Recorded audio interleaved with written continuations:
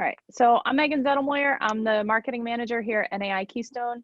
And today we have Bryan Cole to give us an office update for the commercial real estate market. Is that my cue? Yep, I'm going to share this. Well, while you're doing that, hey, thanks everyone for joining us. You know, we wanted to do a quarterly market update, but obviously there's been a lot going on over the past few months, and we had Steve do the industrial call for the second quarter, and obviously we're well before the end of the third quarter, but we wanted to at least give some sort of update as to, you know, where things are, and this slide, Megan, if you can go to the next slide, just showing the five points that we'd like to go over today. So a couple of the items we want to talk about is really coming into 2020, where we are at the moment, some of the technology that we've been utilizing during COVID and what we expect to utilize moving forward. Obviously, the market stats and you know what we think is to come. So today's call is specifically about the office and the medical product within Berks County. Obviously, you know, it's a big part of our market, but also, you know, markets across the country. So it's definitely something I think you want to keep your finger on the pulse as to where things are, where they were, and what we can expect in the future. So starting with coming into 2020, I mean, I think we could all agree that it was a thriving market coming into 2020. It was being led by expansions by the local health systems, Penn State Health, Tower Health, of course, and the redevelopment that was taking place at Vanity Fair. As far as concessions, which is also a big part of the office market. So tenant concessions were only being offered primarily for longer term deals. So if you were doing a 3 or 5 year renewal, you know, maybe you would get maybe free rent, some TI dollars, but most of those were being attributed to longer term deals. As it relates to the investment market, that was and is actually still on fire with where interest rates are, where they were. There's the investment market is still strong. There's still a lack of quality product, but cap rates really haven't went up due to COVID. As far as activity levels, same thing. Coming into 2020, our activity levels were extremely high. And that was across the board, from small to mid-sized requirements, and even some large renewals that were in the works. So that's what we looked like coming into 2020. Where we are currently, obviously over the past few months, we're still all trying to figure out, you know, the craziness that's been going on. One of the biggest issues, or at least one of the biggest issues that I feel, is just the unknown. This is one of the worst things that can happen because everyone starts thinking or making their own assumptions, and this can spiral and cause delays and sometimes halt expansion that is critical at times like this. So nothing's worse than the uncertainty and, of course, inconsistent messaging. So one of the hot buttons on the early stages of COVID were talking about deferments and renegotiation of leases. So that happened on the upfront, but that's really come and gone. There were some tenants that absolutely needed this, and those were the ones we negotiated these types of concessions for. The ones that we did that for, in our opinion, they're all doing well. They're all caught up. They've kept up with the agreements that we put in place for them. So I think that was important. Obviously, you know, the stimulus package that came out, and that was a huge help as well. And that allowed our tenants to get through the rough patch, and most of them have come out of this pretty, I don't want to say pretty good, but they're doing well. As far as losing tenants or defaults, we were very fortunate. We didn't experience a whole lot of that. There were a few tenants that did vacate some of our properties. We had a feeling some of those were taking place regardless of COVID happening. But we did lose a few smaller tenants, but we've been very fortunate. And again, this is strictly for the office side. Obviously, the retail has experienced different different issues. But for the office side, we were pretty fortunate. Obviously, again, getting back to that, certain industries are undoubtedly still struggling. Some of the mom and pops have not fared as well. But again, the stimulus and some of the concessions that we were offering, we think has helped some of those out, at least in our portfolios. As far as the activity, I mean, one of the things we were talking about earlier is trying to hire an HVAC contractor, an electrician at the moment. These guys are completely jam-packed, and I think some are busier than they've ever been.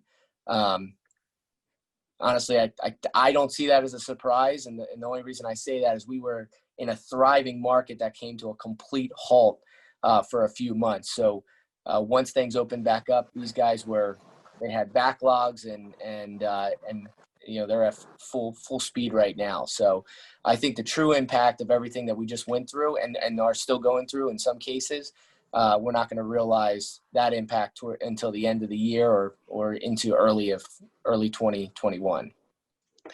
So that's where we're at currently. As far as some of the technology that we've been utilizing, and again, we were starting to use some of these things well before COVID, came up or hit us. The technology that we were starting to put in place was something that we felt was going to make us more efficient as a company.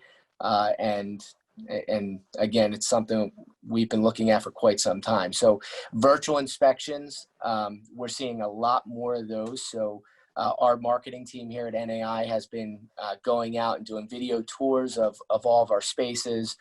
We have a thing called a Matterport camera, which is doing VR, videos of these spaces, and of course our drone photographs and everything else. But a lot of that we put into place prior to COVID, but now I would say 75%, 80% of our product can be utilized that way.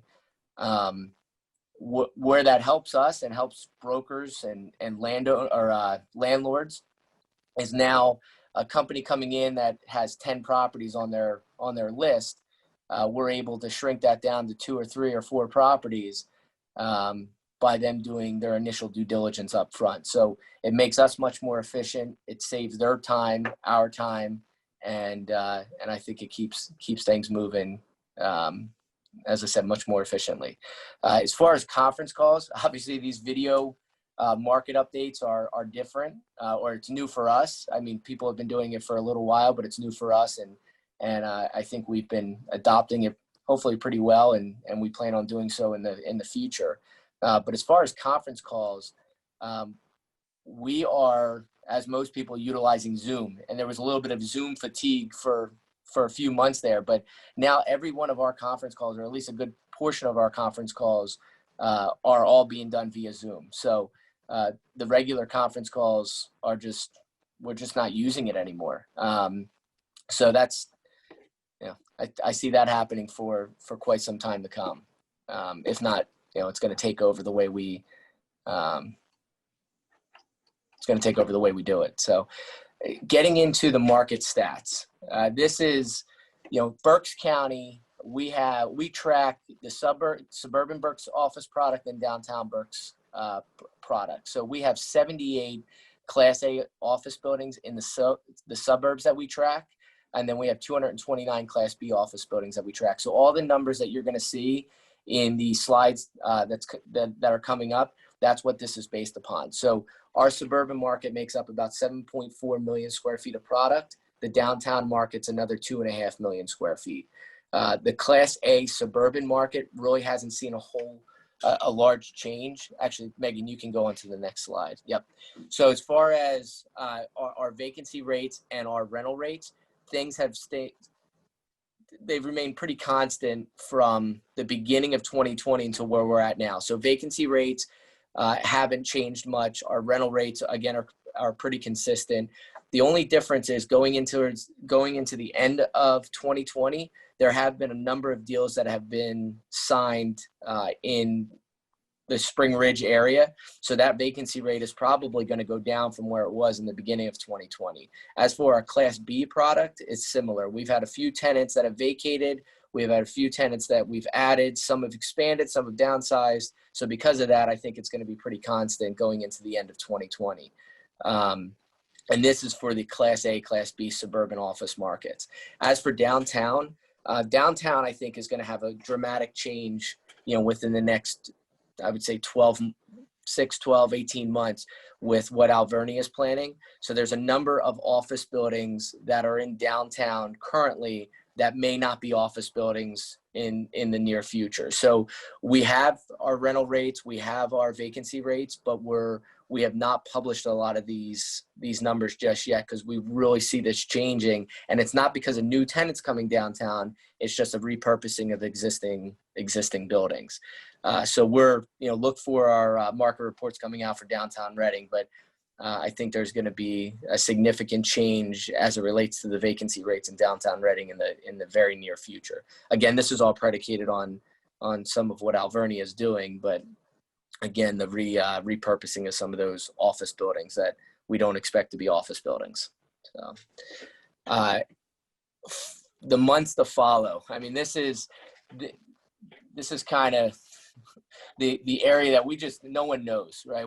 There's a lot of things on people's minds right now. I mean, schools are starting back up in different capacities. Some businesses are just getting back up and running, not back up and running, but coming back into the office from working virtually. But there's just so many unknowns right now, and to understand where we're going to go in the next 3 to 6 months, I think no one knows. All I can say is our activity levels are high. We're seeing a lot of new tenants coming to the market.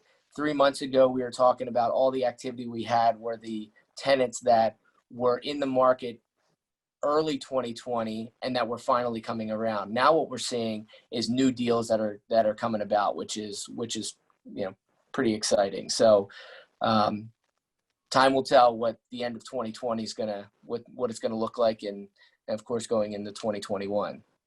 So I know that was a quick outline of where the market's at, but if you have any questions, I'd be happy to answer them. And obviously, please watch our market reports moving forward, because we're always trying to update our market stats and keep our finger on the pulse of what's going on. All right. We did have 2 questions come through, Bryan. The first question was, are you seeing any requests in the cleaning requirements or janitorial? So we are. We've started all of our so what we typically do in our office buildings is we maintain the common areas. Most of the tenants handle their in-suite janitorial specifications. So those, I'm not entirely sure what they're dealing with on their contracts, but as it relates to the common areas, we're getting all kinds of requests for higher cleaning standards.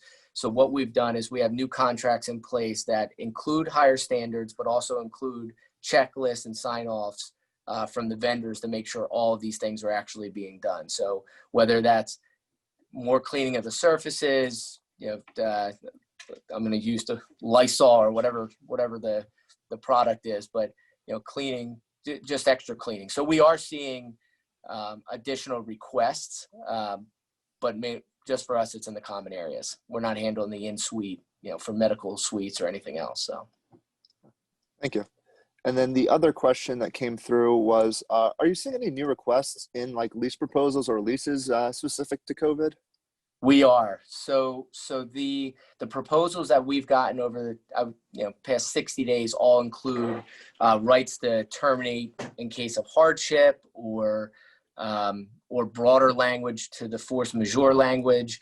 So we are seeing that in some of the lease proposals that we've been getting from, and most of that is from national brokers. So some local brokers are including broader force majeure language, but and when the attorneys get involved, they have a better handle on some of that stuff. But we are getting various different forms of requests to terminate in case something like this happens again.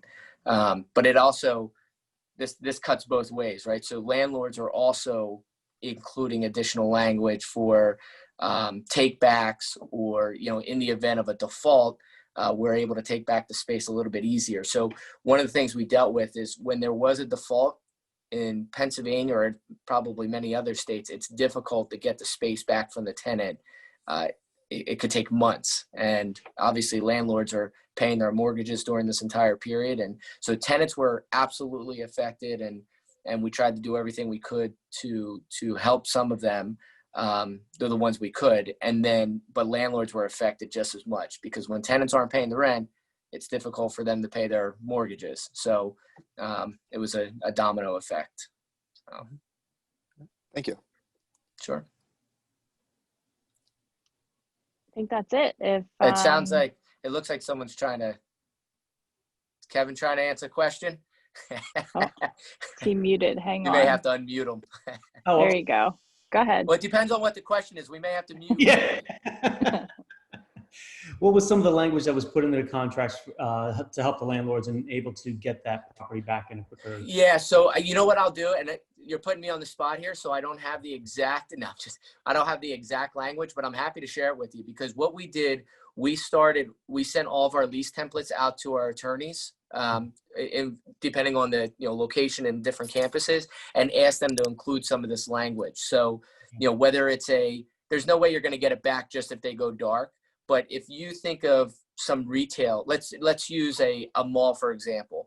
If an anchor were to go vacant, like a Bonton were to go vacant, there's co-tenancy rights in those malls. So if Bonton goes vacant, a tenant within the mall may have the right to vacate, just because they're banking on some of that traffic from the anchors.